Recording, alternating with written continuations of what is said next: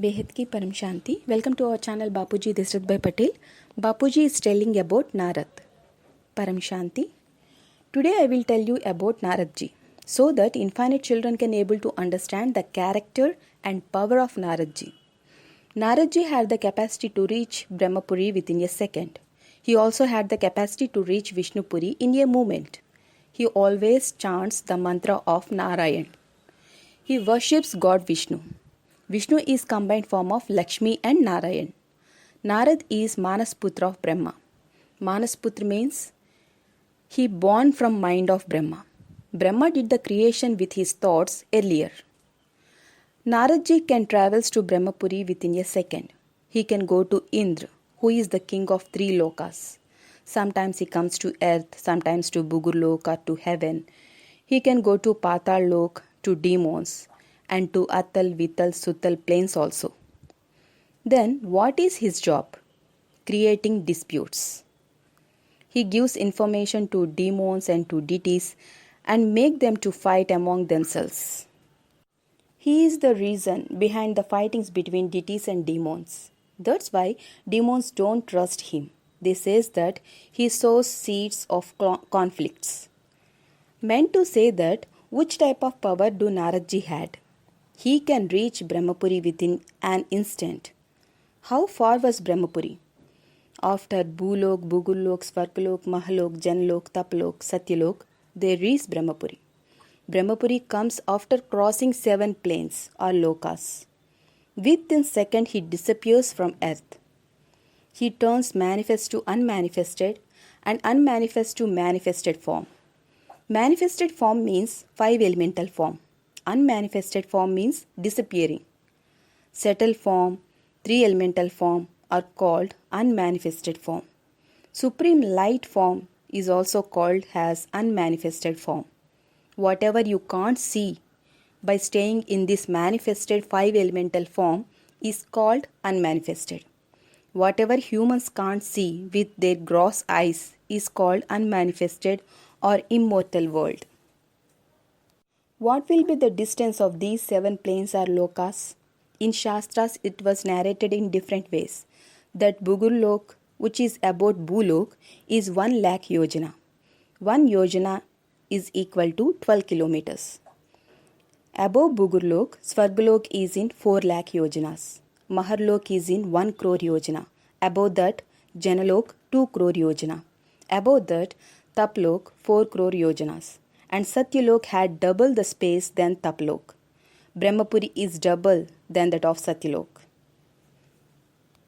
For example, if Narad ji had came to earth and talking with any king in his 5 elemental manifested form, means arousing some controversial things, what I am saying is, within a moment, he can turn himself to unmanifested form and can reach to Brahmapuri. Within a second, he can reach up to Vishnupuri from Brahmapuri. How much distance is there between Brahmapuri and Vishnupuri? He can go to Adishakti, to Shivpuri, who is cradling this solar system through Brahma, Vishnu and Shankar. He goes there to give all the information about solar system. He also makes Brahma, Vishnu, Shankar to fight among themselves. He comes to Himalayas in a moment to Shankar and Parvati, who are gross forms of Shiv and Shakti. I told about this so many times. I already mentioned that our solar system is 1 light years and created by Brahma, cradles by Vishnu and destruction done by Shankar. Narad ji can travel in complete solar system. He can go to Patal Lok and he can go to Shivpuri also. He can't go to Supreme Abode. To go to Supreme Abode, incorporeal stage is needed. Narad ji is the creation of Brahma. How much power does he have? Look, the creator of our solar system is Shiv, who is incorporeal. He had 1 celestial power. It was said that Sri Krishna had 16 celestial. This 1 celestial Shiv, with his 1 simple thought, he created his settled form from him. The settled form of Shiv is also called as Parampurush, Adipurush or Adidev. He resides in Shivpuri and Shiv created Shakti from him. From 1 celestial incorporeal Shiv, only 5% celestial power got transferred to subtle form of Shiv and Shakti.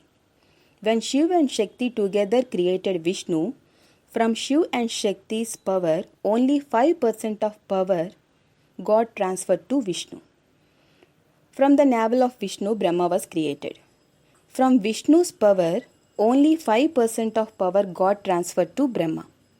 And Brahma created Param Purush with his thoughts. Param Purush created Param Prakriti. And with their thought power, creation was continued. Hence, Param Purush were descended to deities, and deities further descended to humans. Humans descended to demons. They went to Patal Lok and became Mahasur. I told all about this solar system previously. How much power do Naradji had? He is the son of Brahma. Brahma also created him from his mind, called as Manasputra, means a special category soul. Then, how much power does he have? 5% of one celestial power was transferred to Mahashiv and Shakti. 5% of Shiv and Shakti's power was transferred to Vishnu. 5% of Vishnu's power got transferred to Brahma. Brahma created Naradji. Even on having only that much of power, Naradji can travel in complete solar system, except to Supreme Abode. Because if he go to Supreme Abode, he will get diluted. He can't make incorporeal stage. Most of Brahma's creation can reach up to Vishnupuri. If they go to Shivpuri, mostly they get diluted. Because there is 100% supreme elements in Shivpuri. Even though Naradji can go there, because he is a special quality soul. He has power to travel all around the solar system. He will have complete information of solar system. He receives complete information of solar system every second through his peak of his plate. It works like an antenna. He will have each and every single information with him. And he tells everything to others, like demons are saying like this, deities are saying like this. He tells everything about earth. And he erases conflicts. This is his job. I am just going to say that if Naradji had that much power, then think how much power do infinite children will have? They have supreme light, not just one celestial power. Infinite celestial powered souls were trapped in these 5 elements. Some are in unmanifested form, some are in manifested form.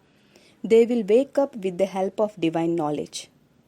At least 5 to 7 infinite souls wakes up and got supreme light. Then think up to what extent they can change the world. I just gave an example of Naradji to make you understand. You know well about Shastras in Mahabharata or in Ganga Maya or in Ramayana. Everywhere there is a role of Naradji. So everyone knows about his character. Which type of power do he had? He has power to change his form, power to hear. He can travel long distance in an instant. This is the power of soul, which occurs at the speed of mind. As we know the chariot of Ravan, called Pushpaka Viman, it moves at the speed of mind. It was of 3 elements. When mind had a thought, the chariot will appear and moves with speed of mind. Ravan kidnapped Sita in that chariot and it was disappeared with the help of speed of mind.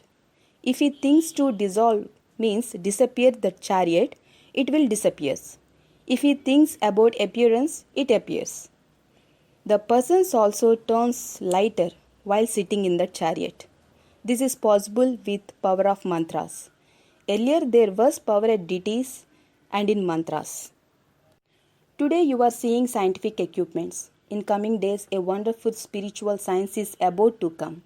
This technology is going to change very quickly.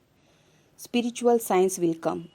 Spiritual powered chariot with supreme light will comes into existence to change complete universe and to go far distance up to infinite celestial universe. Infinite children will have infinite celestial supreme light chariot. Then think what will be its speed. Just I am explaining about this through an example to emerge some knowledge in your intellect. Param Shanti.